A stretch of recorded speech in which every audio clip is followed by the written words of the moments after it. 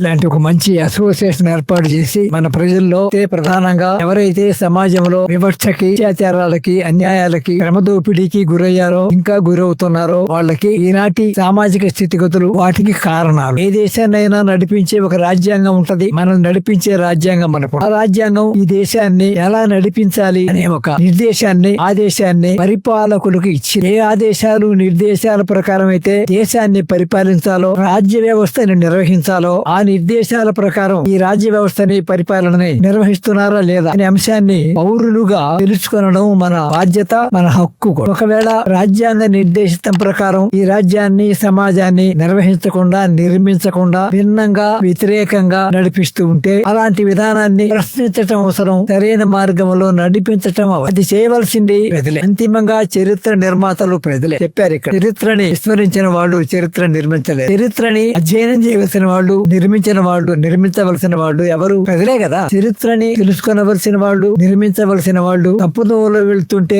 సవరించవలసిన వాళ్ళు, మార్పించవలసిన వాళ్ళు ప్రజలే.